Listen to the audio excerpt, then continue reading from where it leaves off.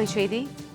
நிலக்கோட்டையில் திமுக MP Kanimozhi பிரச்சாரத்தில் ஈடுபட்ட போது கடுமையான போக்குவரத்து நெரிசல் ஏற்பட்டுள்ளது.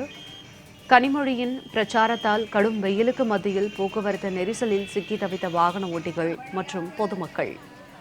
100 நாள் வேலை நியமன அரை மணி நேரமா நின்று கிடக்குறோம் சார். ஒரு வாரம் இடம் விட்டா 2 வீலர்ல போக போறான்.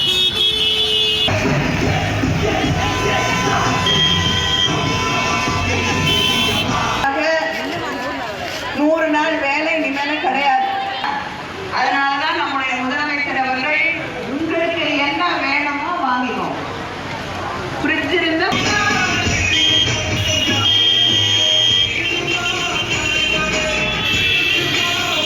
வழியாக 100 நாள் வேலை நியமன கிடையாது. அரை மணி நேரமா நின்று கிடக்குறோம் சார். ஒரு வாரம் இடம் விட்டா 2 வீலர்ல போக போறான். பேருந்து நிலையத்திற்குள் பேருந்துகள் நிறுத்தப்படாமல் திமுகவினர் வந்த வாகனங்கள் நிறுத்தப்பட்டதாக பயணிகள் கடும் அவதியடைந்துள்ளனர். பேருந்து நிலையத்திற்குள் பேருந்துகள் நிறுத்தப்படாமல் சென்றதால் பயணிகள் கடும் அவதியடைந்துள்ளனர். விரிவான தகவல்களோடு இணைகிறார் எமது செய்தியாளர் செல்வகுமார். வணக்கம் செல்வகுமார், இது குறித்த விரிவான தகவல். வணக்கம் ஜனனி.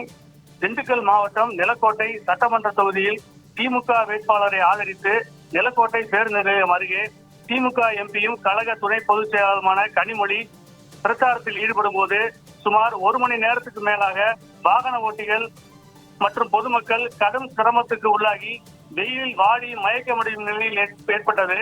தொடர்ந்து பொதுமக்களுக்கும் வாகன ஓட்டிகளுக்கும் இடையூறு விளைவிக்கும் வகையில் தொடர்ந்து பிரச்சாரத்தில் ஈடுபட்டு வந்தார். பேருந்து நிலையத்துக்குள் பேருந்துகள் நிறுத்தப்படாமல் சரக்கு வாகன வண்டிகள் நிறுத்தப்பட்டு பொதுமக்கள் பேருந்து இல்லாமல் கடும் அவதிக்கு உள்ளாகி வருகின்றனர். நீண்ட நேரமாக 2 சக்கர மற்றும் 4 சக்கர வாகனத்தில் வந்தவர்கள் ஆரன் அடித்தபடி வாக்குவாதத்தில் ஈடுபட்டு திமுக நிர்வாகிகளிடம் நீங்கள் அரசியல் செய்வதற்கு பொதுமக்கள் நாங்கள் தான் வெயிலில் கடுமையாக பாதிக்கப்படுகிறோம் என்று கடுமையான வாக்குவாதத்தில் ஈடுபட்டு வருகின்றனர். பொதுமக்களுக்கு இடையூறு விளைவிக்காத வகையில் உங்கள் பிரச்சாரத்தை செய்து கொள்ளுங்கள் என்று வாகன ஓட்டிகள் கடுமையாக வாக்குவாதத்தில் ஈடுபட்டனர்.